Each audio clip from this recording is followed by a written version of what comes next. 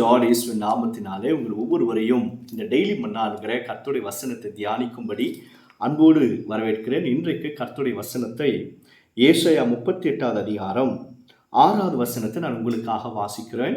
நம்ம எல்லாரும் இணைந்து இதை தியானிப்போம். நான் உன்னையும் இந்த நகரத்தையும் அசிரியா ராஜாவின் கைக்கு தப்புவித்து இந்த நகரத்துக்கு ஆதரவாய் இருப்பேன் என்பதாக கர்த்தர் சொல்கிறார்.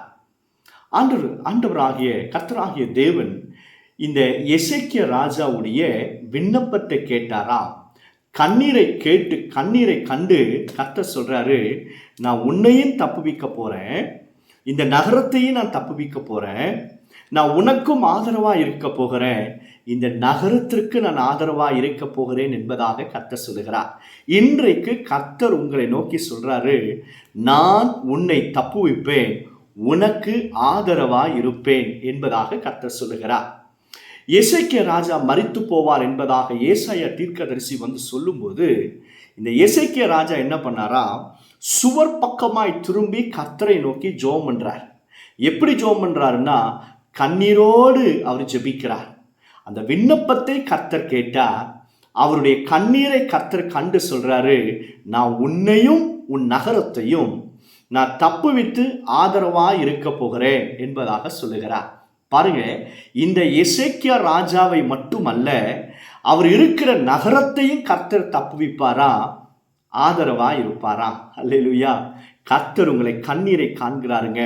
இந்த வசனத்தை கேட்கிற அருமையான தேவனுடைய பிள்ளைய, கர்த்தர் உன் ஜெபத்தை மட்டுமல்ல, உன் கண்ணீரையும் கர்த்தர் காண்கிறார். கண்டு அவர் சொல்றாரு, நான் உன்னை தப்புவிப்பேன், உனக்கு யார் உனக்கு ஆதரவா இருந்தாலும் இல்லாம போனாலும் தேவன் உனக்கு ஆதரவா இருந்து உன் குடும்பத்தையும் உன் பிள்ளைகளையும் உன் தேவைகளையும் உனக்கு உண்டான எல்லாவற்றையும் கர்த்தர் அருமையாய் நடத்துவதை உங்க கண்கள் பார்க்கும். சத்துருக்கள் உங்களுக்கு விரோதமா எழும்புறாங்களா, உங்களை குறித்து குற்றம் சாட்டுறாங்களா, உங்களை குறித்து தப்பா பேசுறாங்களா, கவலைப்படாதீங்க. இன்றைக்கு கர்த்தர் உங்களை நோக்கி சொல்றாரு, நான் உன்னை தப்புவிப்பேன், உன்னை ஆதரவா இருப்பேன் என்பதாக கர்த்தர் சொல்லுகிறார்.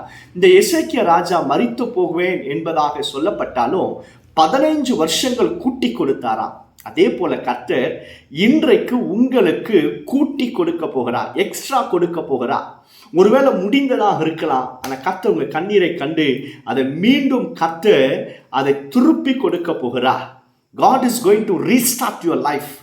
தேவன் மீண்டும் ஆரம்பிக்க போகிறார். முடிந்தது என்று சொல்றாங்க இல்லையா, சூழ்நிலையெல்லாம் எல்லாம் முடிந்தது போல தெரியலாம், ஆனா கர்த்தர் இவைகளை மீண்டும் ஆரம்பிக்க போகிறார்.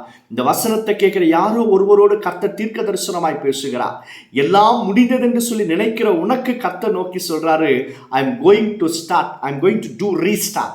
தேவன் மீண்டும் ஆரம்பித்து மீண்டும் உன் தொழிலை மீண்டும் உங்க ஊழியத்தை கர்த்தர் ஆரம்பித்து அவைகளை ஆசீர்வதிக்க போகிறார். உன்னை தப்புவிப்பார், உனக்கு ஆதரவா இருப்பார். எப்போ தெரியுமா, நீங்க மனுஷங்கிட்ட இல்லை, கர்த்தர் பக்கமாய் திரும்பி கண்ணீரோடு ஜெபம் பண்ணும் பொழுது நிச்சயமாக வியாதிகளுக்கும் சத்துருக்களுக்கும் கர்த்தர் உங்களை தப்புவித்து உங்களுக்கு ஆதரவா இருக்க போகிறார். ஜெபம் பண்ணலாமா? பரலோக பிதாவே, இந்த வசனத்தை கேட்கிற நம்முடைய பிள்ளைகளை ஆசீர்வதியும்.